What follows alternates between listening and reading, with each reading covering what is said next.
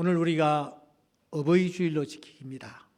오늘 같은 어버이 주일이라든지 어버이날을 만나면 저는 언젠가 읽었던 한 형제의 간증문이 생생하게 떠오릅니다. 이런 내용입니다. 난 지금도 그 시장 길을 지날 때면 시장 구석진 자리에서 나무를 팔고 계시는 어머니를 보곤 한다. 엄마 시장 갔다 올 테니 밥 꼭 챙겨 먹고 학교 가거라. 일찍 나무를 이고 시장을 나가시는 어머니의 뒷모습을 보고도 잠을 자는 척했다. 이 지겨운 가난, 항상 난 이 가난이 정말 싫었다. 내가 학교 가는 길 시장 저 기퉁이에서 나무를 팔고 계시는 어머니의 모습이 보인다. 난 어머니가 나를 발견할까 봐 얼른 도망을 친다. 우리 부모님은 막노동을 하셨다고 한다. 노동판에서 일하는 도중 아버지는 떨어지는 철근에 깔려 사망하고 어머니는 철근에 깔려 한쪽 다리를 잃으셨다고 한다. 홀로 되신 어머니는 쩔뚝거리며 나무를 팔아 생계를 이어가셨다. 난 그런 어머니가 싫었다. 밤새 나무를 다듬으시는 모습도 싫었다.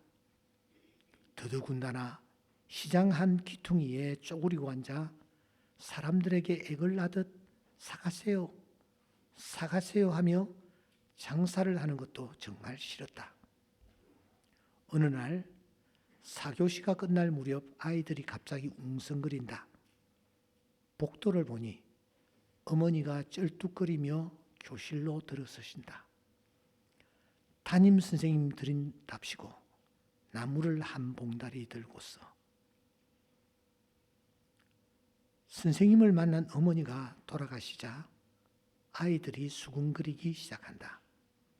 야 이민식, 니네 엄마 병신이었냐? 이렇게 말하는 그놈은 그 잘난 부잣집 아들 사무였다.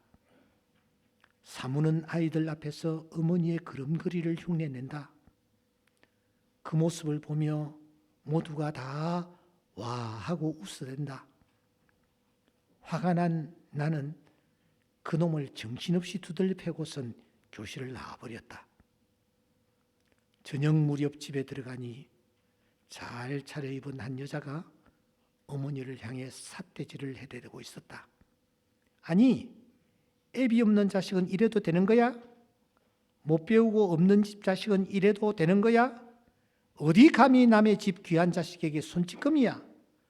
어머니라는 작자가 병신이니 자식 정신이 온전하겠어. 사무 어머니였다.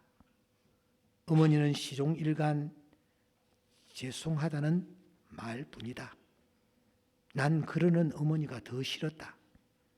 차라리 저런 엄마는 없었으면 좋겠어.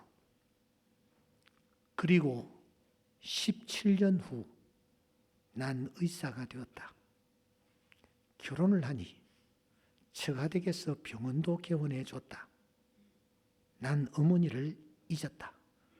물론 용돈을 보내드리기는 했지만 찾아뵌 적은 한 번도 없었다.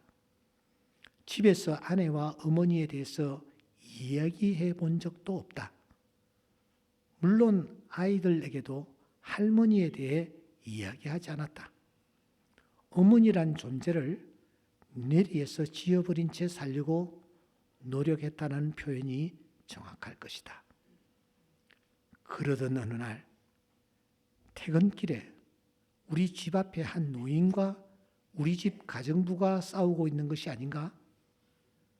그 노인은 내가 의도적으로 잊고자 했던 바로 내 어머니였다. 전보다 훨씬 더 야인 얼굴, 흐름한 옷차림, 굽어진 어리, 여전히 떨쭉끌쭉거리는 다리. 무엇 때문에 저꼴로 여기까지 찾아왔단 말인가? 자식 낚아낄 일 있나? 그런데 어머니는 나를 보자 뛸 듯이 기뻐하신다. 민식아, 많이 좋아졌구나. 보고 싶었다. 애들은 많이 컸지? 어머니는 손을 내밀어 내 얼굴을 만지신다. 거칠거칠한 촉감이 싫다. 난 어이없다는 듯 차갑게 한마디를 내뱉었다. 사람 잘못 보셨습니다. 전 민식이가 아니라 최영호입니다. 민식아. 어머니의 떨리는 목소리를 뒤로 한 채 난 집으로 들어가 버렸다. 문 밖에서 어머니를 쫓아버린 가정부가 별 로망든 할망구가 다 있구만 하며 침을 태태 내뱉는 소리가 들린다. 그 후 한 달 동안 난 악몽에 시달린다. 잠을 이룰 수가 없다. 어쩔 수 없어 정말 가기 싫지만 시장이 있는 고향집으로 발길을 향한다. 시장 한 기퉁이에 쭈그린 채 앉아 쉼없이 기침을 하시며 나무를 팔고 계시는 늙은 어머니. 여전히 그곳에 앉아 계신다. 난 가만히 곁에 가서 지켜본다. 그때 나무를 사려는 한 아주머니가 묻는다. 할머니는 자식이 있나요? 아니요. 우리 아들이 서울 큰 병원 의사요. 자꾸 나보고 같이 살자고 하는데 내가 싫다 했어. 내가 살면 얼마나 산다고 자식 신체를 줘. 요즘도 매일같이 전화로 자꾸 올라와 같이 살자는 거 부리치느라고 혼났구만. 우리 아들 같은 자식 세상에 둘도 없어. 우리 아들은 효자요, 효자. 나무를 덥석 집어주며 어머니는 아들 자랑을 끝없이 늘어놓는다.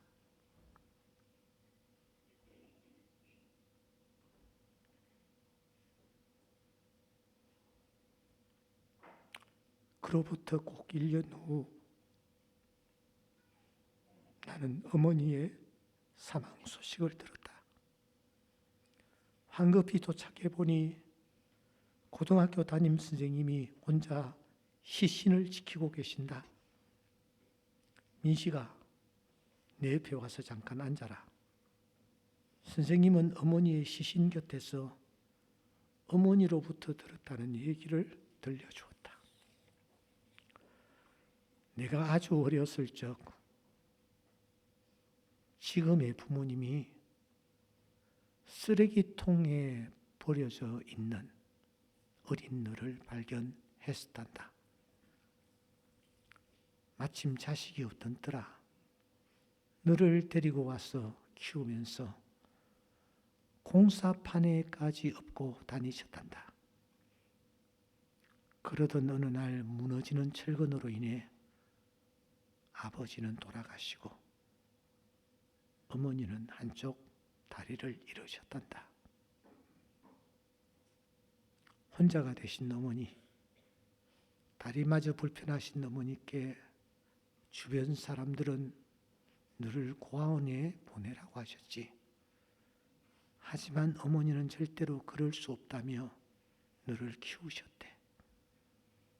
그 불편한 몸으로 시장 바닥에서 나무를 팔아 중고등학교는 물론 그 비싼 의과대학에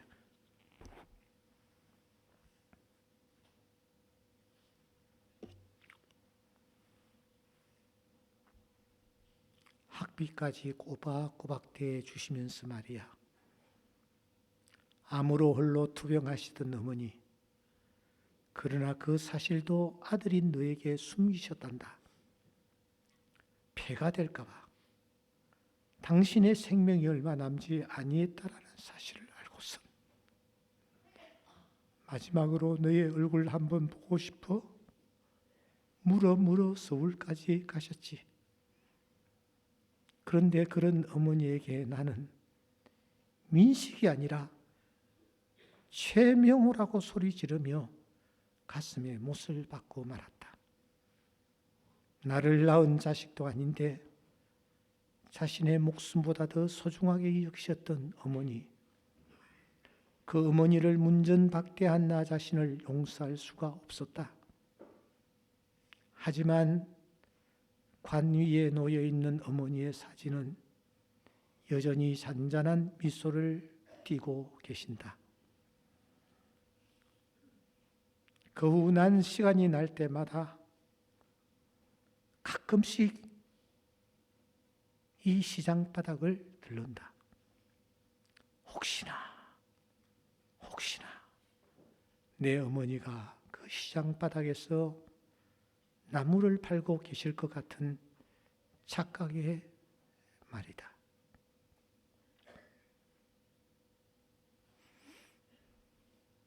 하나님이 말씀하십니다. 출애굽기서 23장 16절에 보면은 맥추절을 지키라. 이어서 수장절을 지키라. 17절은 내 모든 남자는 매년 3번씩 주 여호와께 보일지니라.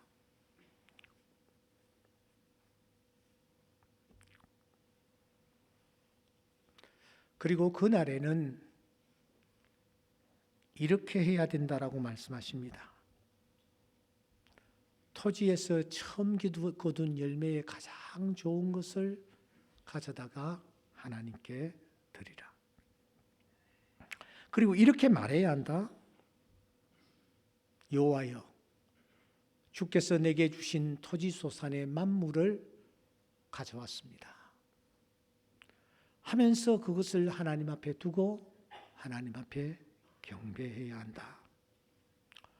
여러분, 왜 절기를 지키라고 하셨을까요?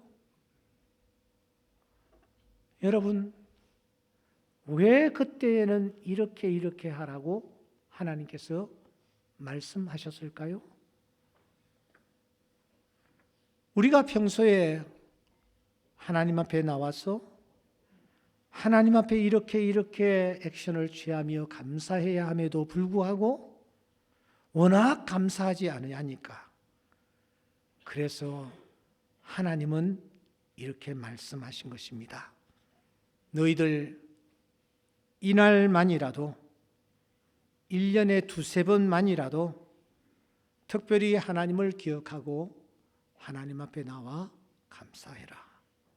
그래서 하나님께서 맥추절을 명하셨고 하나님께서 수장절을 명하신 것입니다. 마찬가지입니다. 우리가 5월을 가정의 달로 지킵니다. 첫 주일에는 어린이 주일, 그 다음에는 어버이 주일, 다음 주일에는 또 우리가 스승의 주일로 지킬 것입니다. 여러분, 이런 주일을 지킬 필요가 있습니까? 어린이 주일이 왜 필요합니까? 어버이 주일은 또 왜 필요합니까? 그 이유는 이것입니다. 부모된 자로서 자녀들을 제대로 양육하지 않기 때문에, 자녀된 자로서 부모님을 제대로 모시지 못하기 때문에, 자녀에 대한 도리를 다하지 못하고 있기 때문에 이 주일이 존재하는 것입니다. 만일 우리가 자녀들을 평소에 잘 양육한다면, 만일 우리가 평소에 자녀된 도리를 다 하고 있다면 굳이 이런 주일을 정할 필요가 없는 것입니다.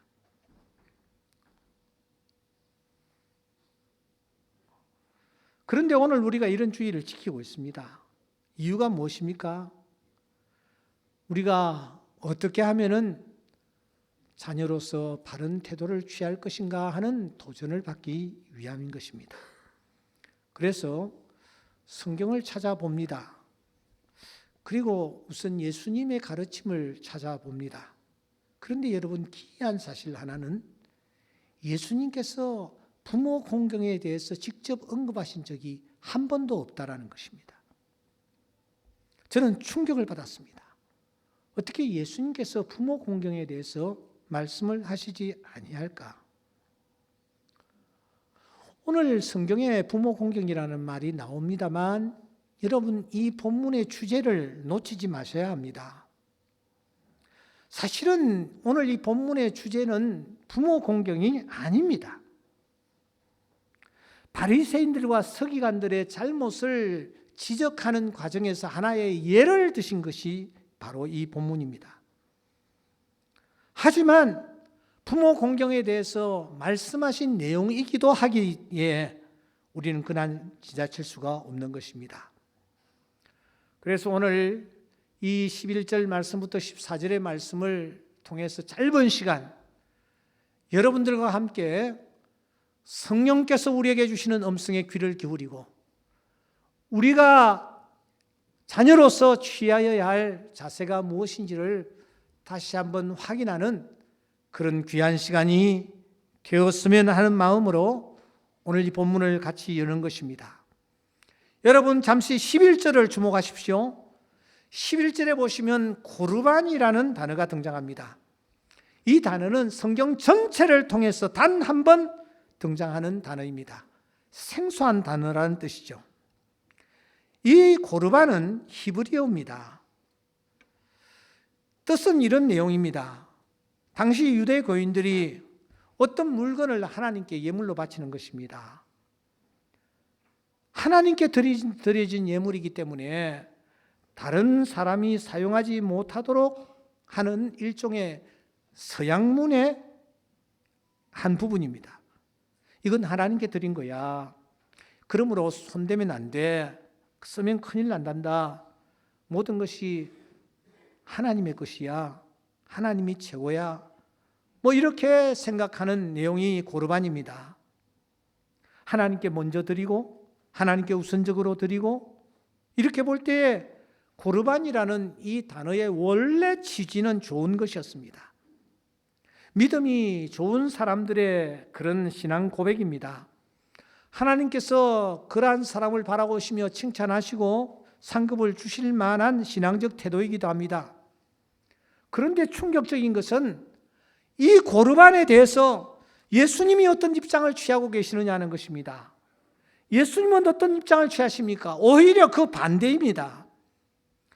고르반을 입에 올리는 자들은 하나님의 말씀을 폐하는 자들이라고 주님이 말씀하십니다. 13절 너희가 전한 전통으로 하나님의 말씀을 너희들이 폐하고 있다 그렇게 말합니다. 그러니까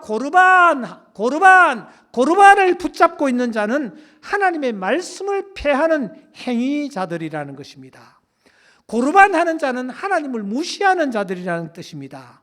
도대체 그 이유가 무엇일까 하는 것이죠. 여러분 우리가 본문을 좀 진지하게 살펴볼 필요가 있습니다. 주님께서 이 고르반이라는 단어를 11절에 사용하시는데 이 11절 고르반이라는 단어를 설명하시기 위해서 주님께서 또 다른 단어 하나를 동원하시는 것을 볼 수 있습니다. 의도적으로 부각시키고 있습니다. 그 단어가 무엇이냐? 여러분 전통이라는 단어입니다. 7장 3절, 7장 5절, 7장 8절, 7장 9절, 7장 13절 무려 5번에 걸쳐서 전통이라는 단어가 등장하는 것을 볼 수 있습니다. 그 전통을 어떻게 설명하고 계시느냐? 장로들의 전통이다. 사람의 전통이다. 너희가 전한 전통이다. 라고 이 전통이라는 단어를 설명하면서 말입니다. 전통이란 무엇입니까? 말 그대로 오랜 세월을 거쳐서 전해 내려오는 장로들의 가르침, 일종의 탈무드, 미시나 같은 것을 뜻합니다. 그런데 주님이 전통이라는 단어를 이렇게 많이 언급하시는 이유가 무엇일까요? 우리 주님은 지금 고르반이라는 이 고르반의 출처를 캐내고 계시는 것입니다. 고르반의 출처가 어딘가? 하나님인가? 사람인가? 고르반의 출처가 어디냐? 성경 말씀이냐? 하나님의 말씀이냐? 사람들이 만든 전통이냐? 고르반! 이것은 전통이라는 것입니다. 고르반! 이것은 사람이 만든 전통이라는 것입니다. 그래서 7절에 보시면 사람의 계명이라는 단어까지 등장하는 것입니다. 그런데 이 고르반이 시간이 흐르면서 어떻게 변질되었습니까? 사람이 만든 고르반이라는 이 제도가 하나님의 말씀보다 더 상위의 법이 되어버렸습니다. 우리는 여러 법들이 위계 질서가 있다는 것을 알 수가 있습니다. 제일 위에 헌법이라는 것이 있습니다. 그 다음에 법률이라는 것이 있습니다. 그 다음에 조례라는 것이 있습니다. 마찬가지로 우리가 지켜야 할 법들 가운데서 가장 위에 있는 법은 하나님의 말씀입니다. 그런데 이 고르반이라는 이 인간이 만든 법이 하나님의 말씀보다 더 위에 올라가 앉아 있는 것입니다. 그래서 사람들은 장로들이 만든 이 고르반이라는 이 제도를 하나님의 말씀보다 더 중히 여기는 지경에까지 이르게 되었음을 주님께서 날카롭게 지적하고 계시는 것입니다. 그러면 부모 공경에 대해서는 성경이 무엇이라고 말씀합니까? 신명기서 5장 16절 말씀해 보시면 그냥 내 부모를 공경하라, 공경하라. 아주 단순합니다. 그런데 시간이 흐르면서 사람들이 이 부모를 공경하라라는 하나님의 말씀에 토를 달기 시작했습니다. 어떤 토를 달았습니까? 고르반이라는 토입니다. 단 조건이 있다. 만일 하나님께 먼저 드리는 경우에는 부모에게 소홀해도 괜찮아. 이런 조건을 슬쩍 갖다 붙여버린 것입니다. 그렇다면 고르반이라는 무엇입니까? 고르반이라는 것은 이런저런 핑계입니다. 그럴듯하게 자신의 태도를 합리화하는 것입니다. 정당화하기 위해서 어떤 이유를 내세우는 것입니다. 아니 이런 이유 때문에 나는 이렇게 부모에게 할 수밖에 없어. 스스로를 합리화하는 것입니다. 그러다가 시간이 흐르면서 자신의 행동을 당연시하기 시작합니다. 나는 이렇고 이렇기 때문에 어쩔 수 없잖아. 그래서 그런 거야. 바로 이것이 고르반입니다. 마태복음 13장 25절에 보시면 사람들이 잘 때 원수가 와서 곡식 가운데 가라지를 덧뿌리고 갔다. 그런 말씀이 있습니다. 가라지가 밭에 뿌려졌습니다. 여러분이 가라지를 아십니까? 가라지가 뿌려지고 난 뒤에 가라지는 곡식보다 훨씬 강력한 힘을 발휘하면서 나중에는 밭 전체를 가라지화해 버립니다. 고르반이 무엇입니까? 고르반은 우리 마음속에 뿌려놓은 이 가라지와 같습니다. 이 가라지가 내 마음밭을 완전히 헝클어 놓는 것입니다. 여러분들이 자주 사용하고 있는 나의 고르반은 어떤 것입니까? 나의 고르반은 무엇입니까?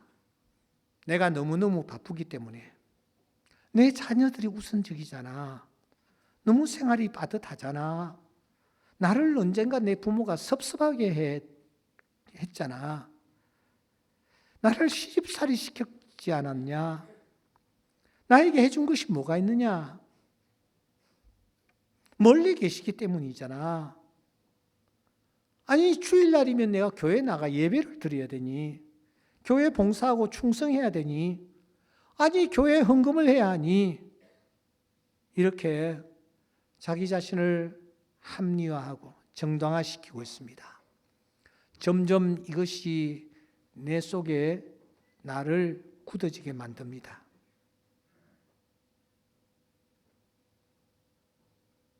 텍사스의 한 사내가 조강지처와 자녀들을 버리고 한 여인과 눈이 맞아 재산을 몽땅 다 챙겨갖고서는 캘리포니아로 가버렸습니다.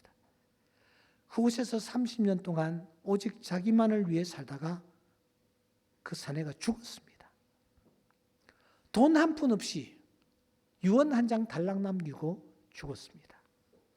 그런데 그 유언에는 이런 내용이 쓰여져 있었습니다. 자기의 시신을 고향 땅 텍사스에 묻어달라라는 유언이었습니다. 텍사스에 살고 있던 자식들은 모두 그 소식을 듣고 붕괴했습니다.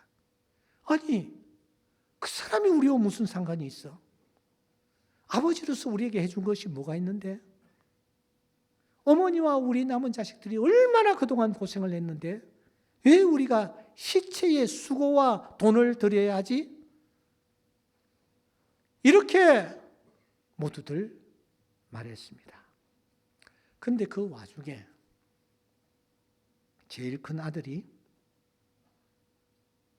아버지의 시신을 고향으로 모셔오기 위해서 자기 트랙터와 농기계들을 저당을 잡힙니다. 그리고 혼자서 캘리포니아로 갑니다. 아버지의 시신을 모셔옵니다. 고향 땅에 묻어드립니다. 이런 형의 모습을 보면서 동생들이 불평을 늘어놓습니다. 그러자 그 형은 동생들에게 이렇게 말합니다. 야, 동생들아, 우리가 이 성경이라는 말씀을 우리가 믿고 있는데 성경에는 내 부모를 공경하라 라는 말씀이 쓰여 있을 뿐 어떤 부모라는 말은 없지 않니? 어떤 부모라는 말은 없지 않니? 그렇습니다. 성경은 어떤 이유나 조건을 달지 않습니다.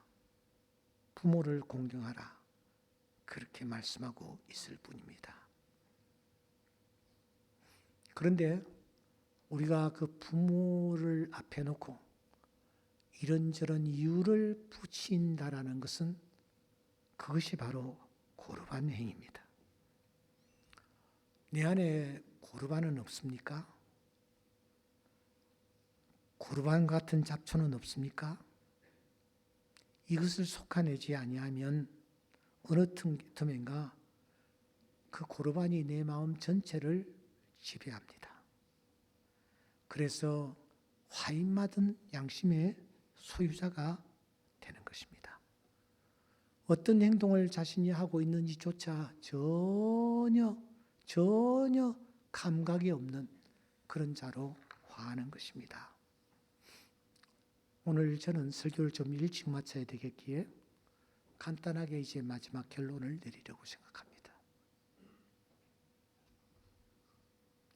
사실 부모 공경, 우리 모두의 고민이 아닐 수가 없습니다. 어떻게 섬길 것인가? 성경 디모데후서 4장은 어떤 사람의 유언장입니다. 그 유언을 쓰고 있는 사람은 아주 강직하게 거짓없는 사람이었습니다. 남을 절대로 의지하지 않는 그런 사람이었습니다.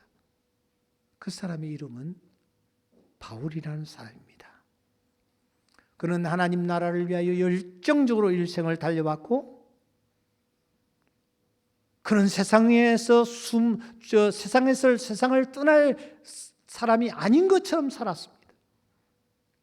그런데 그도 역시 세월을 이길 수 없었나 봅니다. 이제 4장 6절에 보시면 죽음을 그가 앞두고 있습니다. 이 노사도 바울의 고백을 통해서 우리가 연로하신 우리 부모님들을 어떻게 섬겨야 할 것인지, 부모님들의 심정이 도대체 어떠한지 읽을 수가 있습니다. 우리가 이 바울 사도같이 강직했던 사람이 자기의 마음을 이렇게 오픈하면서 자기의 요구사항을 얘기하는 것을 들으면 가슴이 찡합니다. 그가 3가지를 얘기합니다. 메모를 꼭 하시기 바랍니다. 그가 요구하는 것 하나는 자주 얼굴을 좀 보여드려다. 4장 9절 말씀에 너는 속히 내게로 오라. 바울이 그렇게 얘기해요. 보고 싶다는 겁니다. 얼굴 좀 보고 싶다라는 거예요. 이게 부모님들이 가지고 있는 심정입니다.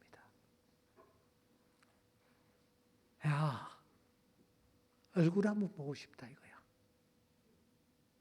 좀 보고 싶다. 여러분들의 귀에 이 음성이 들리고 있지는 않습니까? 얼굴 한번 보고 싶다.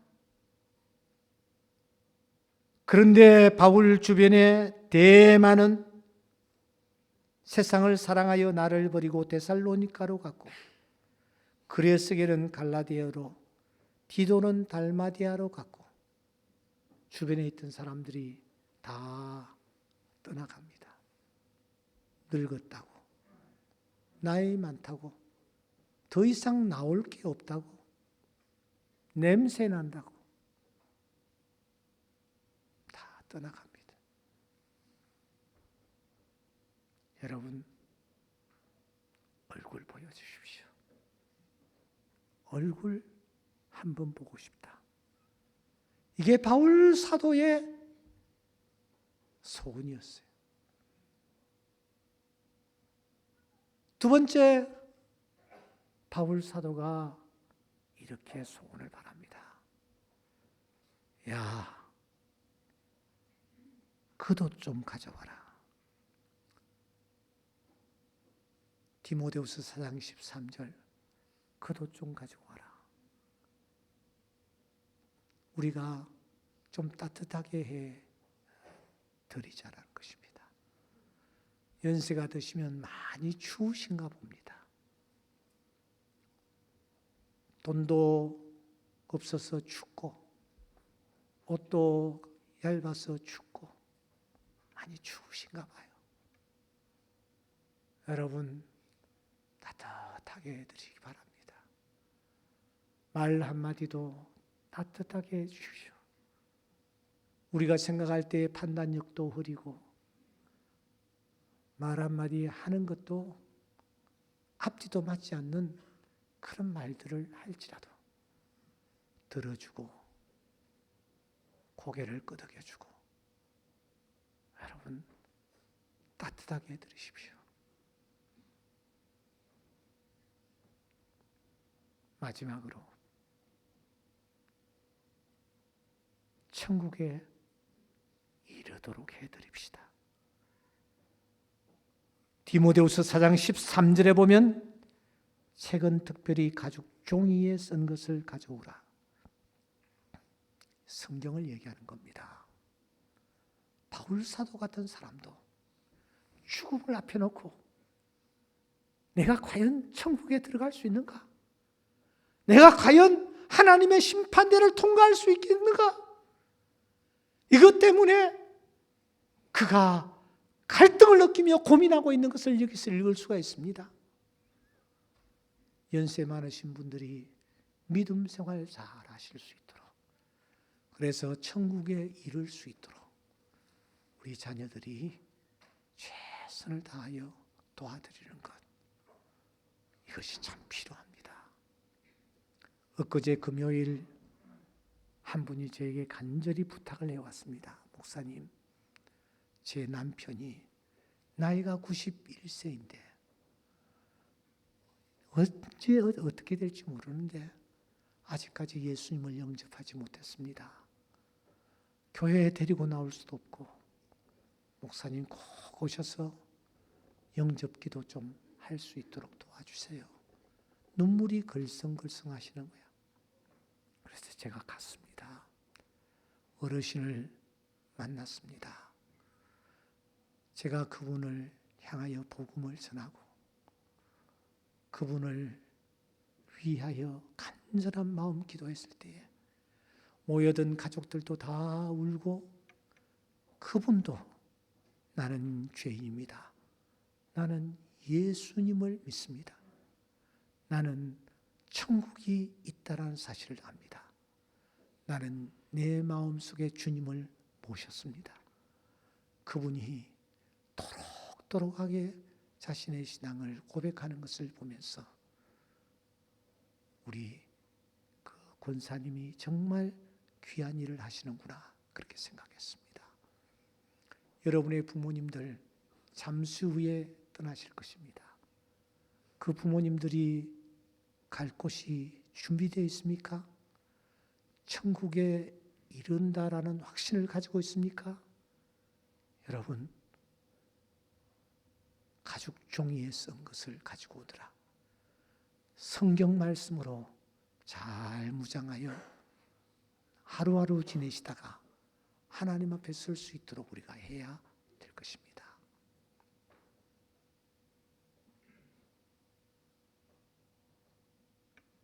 어버이 살아 계실제 섬기기란 다하여라. 지나가 누면 애답다 의아리. 평생에 고쳐 못할 일은 이뿐인가 하노라. 기도하십시다.